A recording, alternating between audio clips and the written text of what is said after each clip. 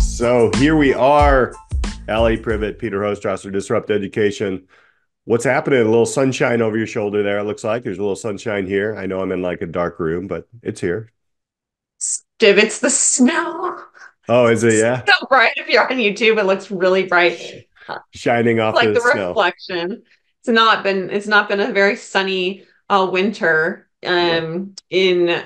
We'll be closer to spring when this episode comes out, so Yeah. I hope there's more sunshine. Um, but the word on the street is that this time of year for educators can be kind of like hit or miss, like this winter weather has been. Yeah. Meaning, I know from I actually really enjoyed January, February, leading up to like early March time Mhm. in school because it I saw the most gains from students because it was cold and dark. There wasn't a lot of activities in the few unless you were in a winter sport. Right. But it's a challenging time of year on the same token for educators because you're in kind of like the dark dredges of the year. You can't yet see the end, and um you may or may not, experience kind of like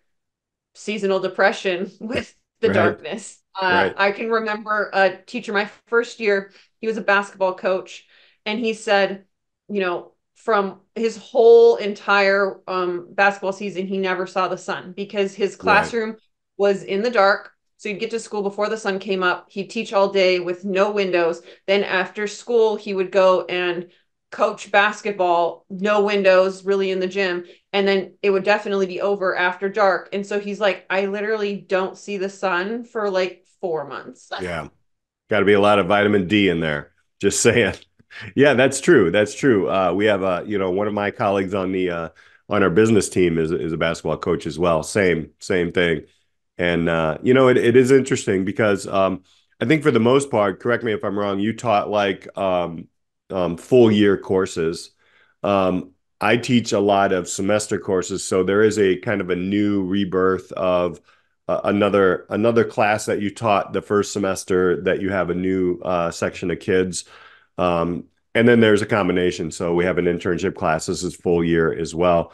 But I like the spring better. I think, you know, you learn a lot in the first semester. I mean, you do. Every year is different. And then going into like the spring semester, like you said, like the days start to get longer. Um, there's an interesting cluster of holidays that happen in January and February. You got President's Day, MLK, a couple of these things. We do have a couple of PDs that we have in the spring. There's a spring break, and it's like it's a little bit more of a trudge in the first part of the year. So I kind of like that. But this is the time I think with our previous guest where people start thinking about the next year. Um, do I want to come back? There is a lot of negotiating going on in contracts. There is this is your teacher schedule for the next year. And a lot of questioning. We just had Joanne Kaminski on talking about her tutoring business. Um, this is a time, right, where people's like, can I do something different? I definitely know this is the time of year where, whether or not you're thinking about it, the school district is kids are registering for classes. Yep. They are creating the master schedules for the next year. Contracts are going out for teachers. Like we've shared this, I think, last year around this Hmm. time, but it's a good reminder if you're new to the podcast that, if you're not in K through 12 education, but you are supporting it or working with it, teachers sign their contracts for the next school year starting in January, Yep. February, March. Some states and school districts will let you sign as late as like May or June, and that's usually if you're a oh my gosh, what is the word? You've been there for like 5 or 10 years. You're Tenured. tenured. There's the word. That's the word I'm looking for. And like only if you're like a tenure teacher. So they Right. basically expect you to be back. Right. So right, you then potentially in as early of February, March, you could be deciding what the next 16 months, like you're signing a contract for Right. over a year out, look like for you. And it's so atypical from most industries. And so if you do have some time to consider, like, is that really what I want to be doing the next Hmm. year? And even if you're not ready to make that step for the next year and you sign that contract, well, it's still potentially like, okay, well, this is going to be the last time I sign this. Right. And I think with Joanne's tutoring business, this is Hmm. also the time of year where teachers consider, do I want to start something new Right. in and around teaching? Or do I want to just, nope, I'm done. And I am going to do something new, whether that is start my own business or shift to a different industry. Hmm. We had the pencils down episode Yeah. back in December. And that book, if you haven't read it, is all about teachers transitioning. And so I do think there's definitely this time of year is where those questions kind of come up. Right. And people are making decisions for the future, for the summer and for next year and for the years after. If you are an administrator or a teacher leader or a superintendent, one thing you really want to keep your eye on is how many days your teachers take off, especially in the spring. That's an indicator to how burnt out people are or how they're not burnt out, right? So if you have a highly, active group that is not taking days, I think you're doing a great job. And not just you, I mean the system but if that's an indicator, if a lot of people are taking days off, um, you know, every other Friday, or you see very high absence rates in teachers, it's just like any other business. You should probably take a look at what you can control. There are things you can't control. Don't want to, throw that on anybody who's leading in schools, but what can we do? How can we have conversations, uh, set aside time and do some deep things? Um, and with that, it kind of came out of the conversation with Joanne about the tutoring part, right? Our school does provide a couple hour a week tutoring fund that they will pay teachers. We get online. It's between like a couple hours, one night a week, and students can jump in. Typically, it's in math, science, English, and history. It's your core four, um, and teachers get paid. Now, what I liked about what Joanne was saying and what is a leap, which you took, and I'm gonna like kind of reach into kind of your brain here a little bit and ask you a few questions about that, is when you put all the energy and the focus and in education that you've went into this business for, and you go back to those creative thoughts and those places where you thought teaching would be. Because if you're in teaching and it's what you thought, you're not going to get burned out. But if it's not what you thought it would be, and you put 100% into that, I don't think there's a doubt in my mind that you can make way more and money and have more flexible time like Joanne is doing, than just kind of sticking into this safe area. What are your thoughts on that? Because I kind of wanted to pick your brain. You are doing some different things, but you're still in education as well. Yeah. So um, I think first and foremost, like leaving the classroom, Joanne talked about like, it's normal for people to have an identity crisis and kind of try a lot of different things. I had already started trying a lot of different things before I left the classroom, but it was totally in preparation for, at first, taking a year off just to give Mhm. myself a break. Um, and literally just experience a year of adult life without a school calendar. Mhm. And we've talked previously about how during that year, I realized there was a school Alli and there was a summer Alli version of myself, and they conflicted. And um, and so I did go through a pretty large identity crisis that first Sure. year. I can like totally relate to Joanne. Um, and then I would say,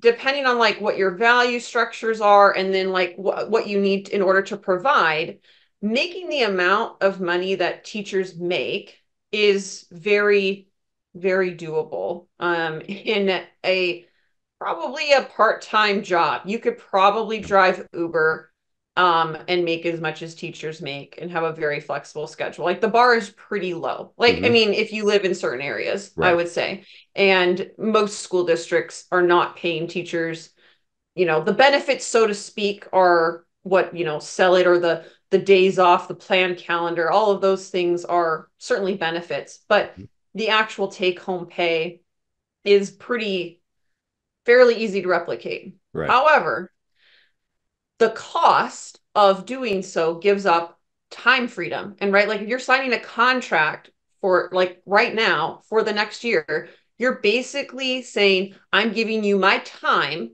for the Right. next year plus, and you get to dictate it.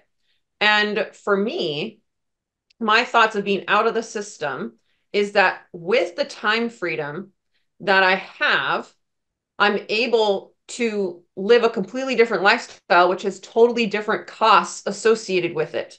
And that is where, like, the safe, quote unquote, environment of a career in education, it's really hard to fathom that because I know before I did take the year off, I didn't even think there was any other way to live.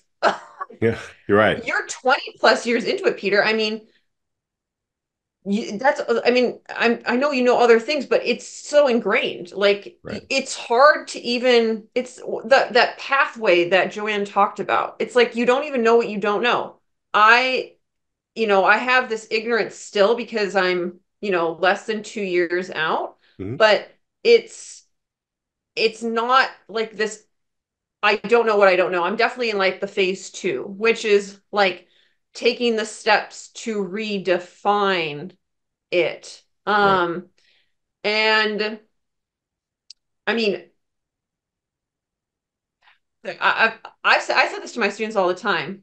There are so many ways to make money, Hmm. and but it's honestly not the most, in my opinion, resource. Like doing what you love, it will bring you so much more joy and happiness. Teaching can do that, and like you don't want to say like, oh, teachers only do it for the kids and not for the money. But at some point, like if you really do enjoy teaching, and this is the other part that Joanne got into, teaching in the classroom is far less what I expected it to be. Right. And it's a lot more classroom management. And before we even started recording this podcast, Peter, you were telling me about not a new teaching strategy you're really implementing, but classroom management strategies so that you can Right. focus more on teaching. It's that so that. I will say everything I did in my classroom when I was teaching was to maximize the learning environment. Hmm. In order to do that, it was completely structuring the classroom management from a very strict, relatively on the scale, perspective, so that everything in the classroom was focused on learning. So I could minimize the amount of distractions and classroom management I had to do. It seemingly was in the background, but it was actually really in the forefront of my mind. So we could get to the what I would consider the fun stuff of teaching. But getting there was probably 90% of the planning. Yep. Yeah, it is. It really is. And in it really, when you look at everything, and I'm going to go back to Don Wettrick, the challenges are opportunities, and once you stop looking at it like that, it's time to move on. It really is, and there's nothing wrong with if you burn out or if it's just not for you. I don't want to say that. I for some reason I still enjoy these crazy challenges. It's kind of silly, but and I think it's not like a martyr or anything. It's just like you're in a system that is actually built that is not conducive to really learning. It's conducive to managing people, etc. And if anybody wants to like follow somebody on LinkedIn, I'm going to throw Matt Barnes out there because that guy is just hell or high water going to let you know because he's been in it and he has some very, some of his posts really make me angry, which means, yeah, all right, then he's hitting a nerve, but he's doing a great thing. So I'm just gonna throw Matt Barnes out there for people who really want to see, yeah, he's I don't like to call anybody extremist, but he's extremely interested in really turning this thing on its head because he's seen it and he does a great job of communicating that in a very kind of viral way, if you will. Um, Here's the other interesting part. Even though I do a side gig, I do work, curriculum development, I do work with helping others podcast and creating content, etc. I think one of the things going back to what you said, Alli, was, in teaching, if you break it down per an hourly wage, I mean, it's about 20 to $30 an hour, maybe, Maybe. right? And that's on the Maybe. upper end, right? I mean, let's Yeah, be honest. Like you're it working is. 40 hours at school or maybe 35, but you're working about 40 or 20 more at home or whatever, right? Depending on some teachers. But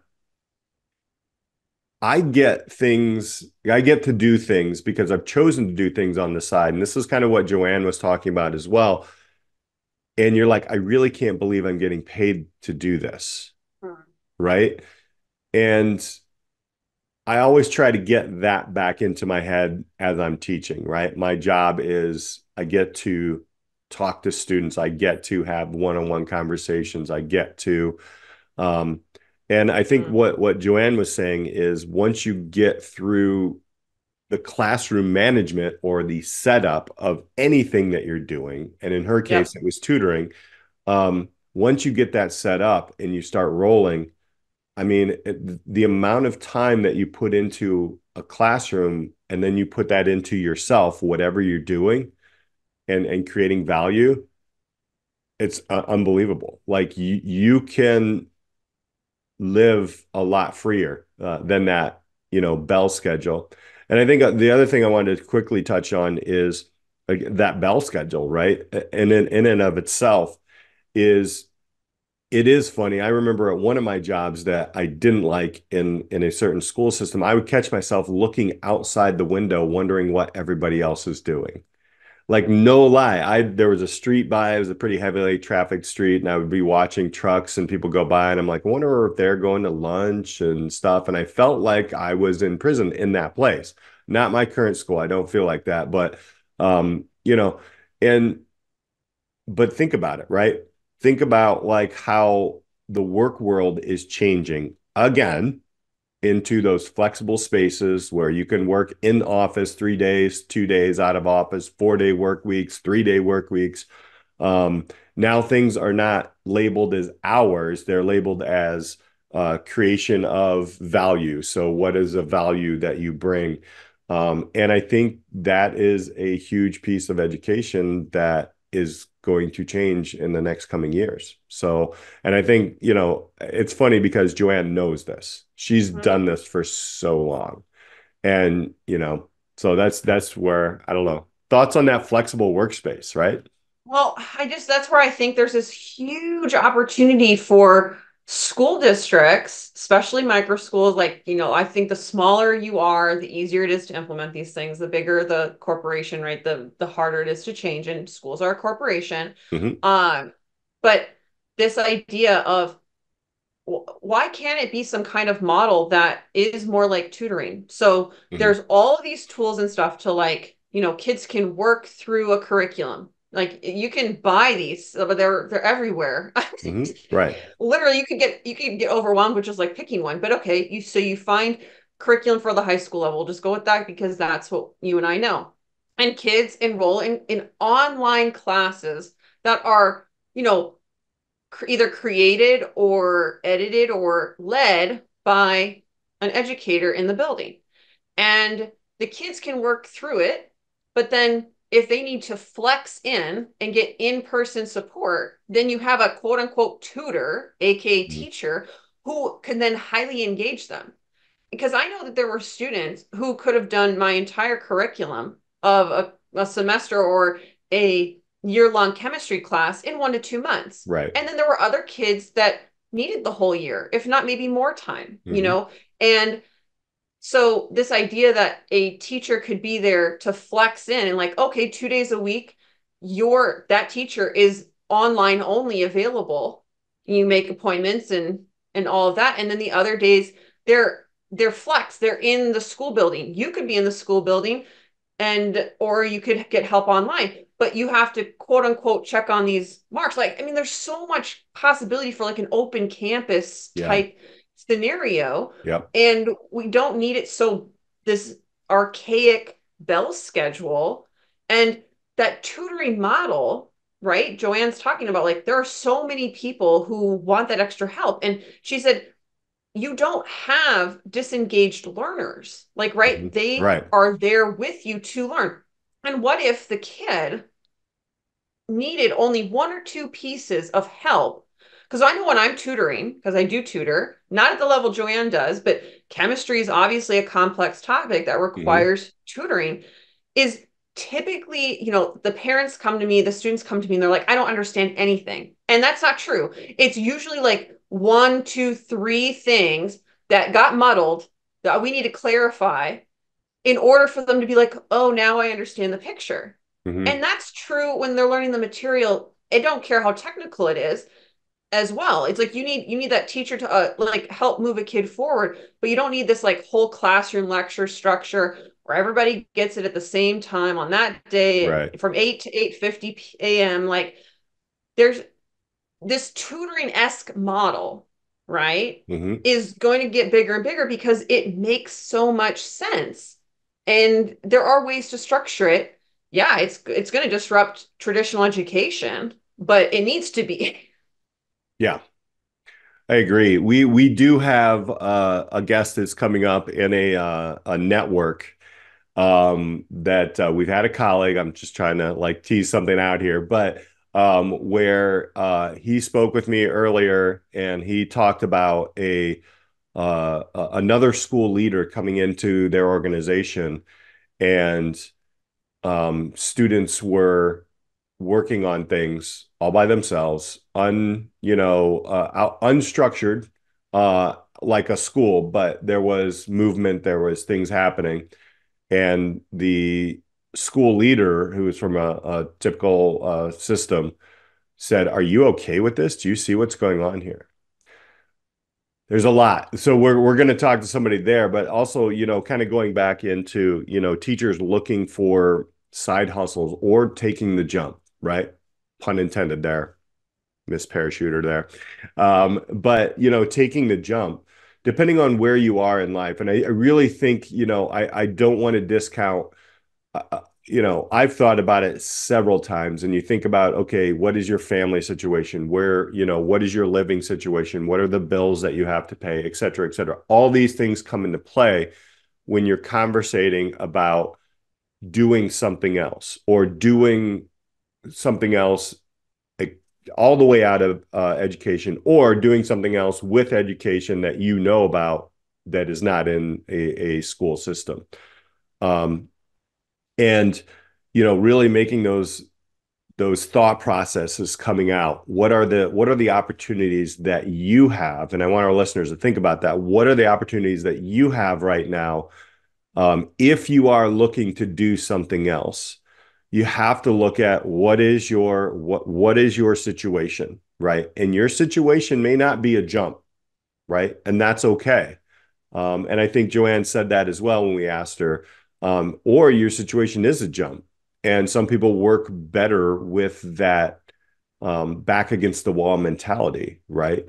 You do have to break out of a mindset. And somehow, I think a lot of us have figured out how to break out of the mindset. We go into the structured school system and we're like, we're going to do it like we want to anyway, right? Because we know it's going to help our students, et cetera, et cetera. So I think that's an important thing that our listeners really heard. That's one thing I heard from, Joanne as well. And also your story, right? And I really appreciate the fact that you're like, yeah, I was vulnerable. Like I'm still trying to figure out certain things. I'll be honest, Alli, the same with me. Like every year, I'm like, I kind of have an end in sight of what I'm going to do within the school system, like Mhm. structurally, but who knows? Anything can change. But I also understand, what I can do outside of it. And I think that's what we're trying to build here with the Disrupt Education podcast, right? How do we, make help other people realize, you know what, you do not have to feel trapped. There's a lot of opportunity to in the playground. So, what are your final thoughts on all this? Because you're the one doing the jump, which I love. Pun intended, seriously, folks. Yeah, She jumps out of airplanes, but I do. yeah, Continuously. Probably when this episode comes out, I'll probably be somewhere warm jumping out of planes. there we go.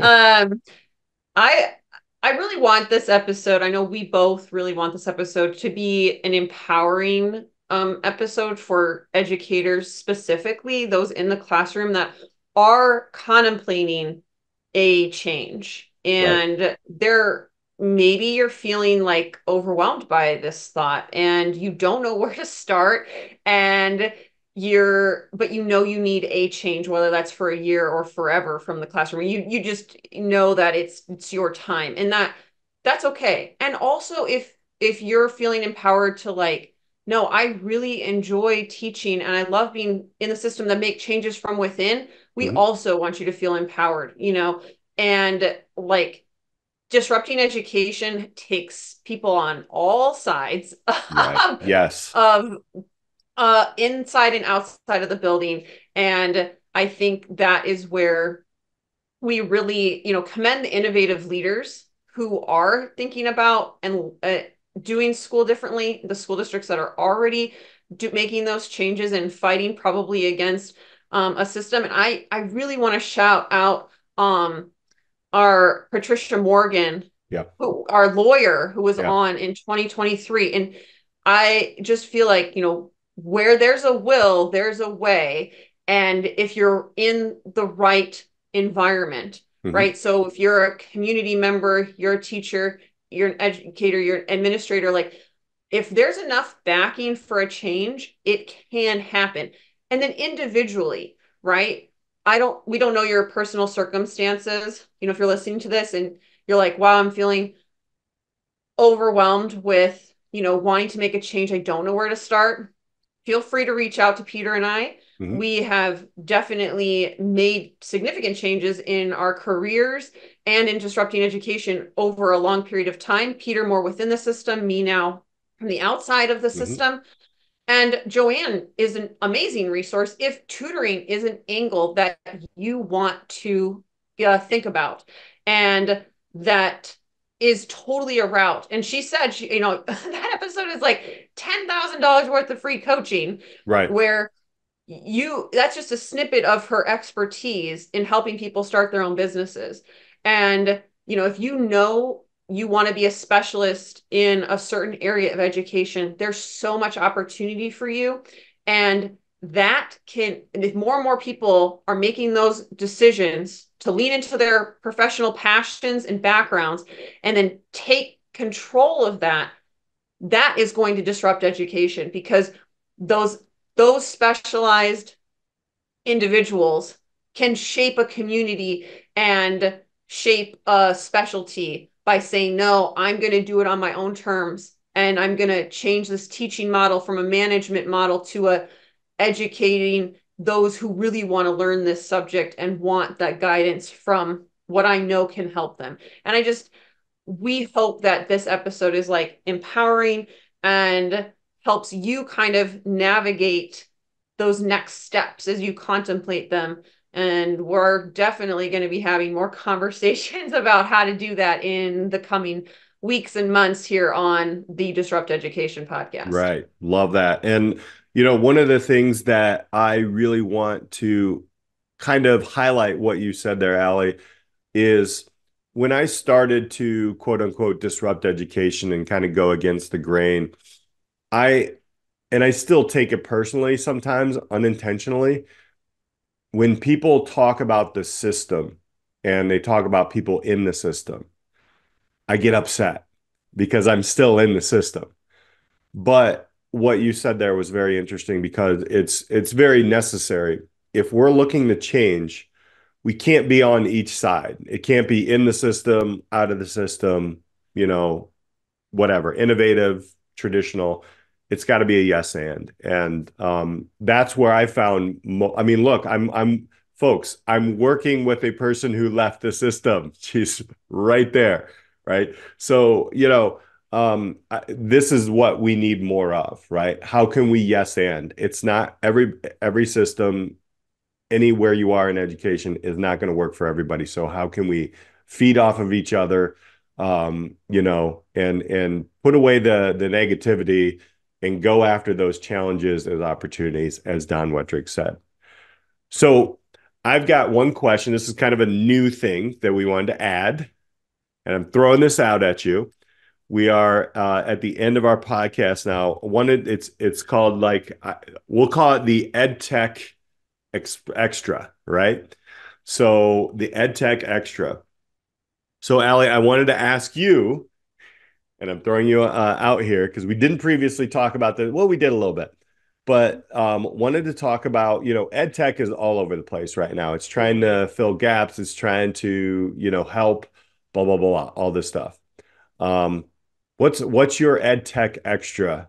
Do you have something out there that you're like, oh, this is kind of cool, that you've used or you've seen or heard about? There are a lot. Yeah. I have a couple in mind.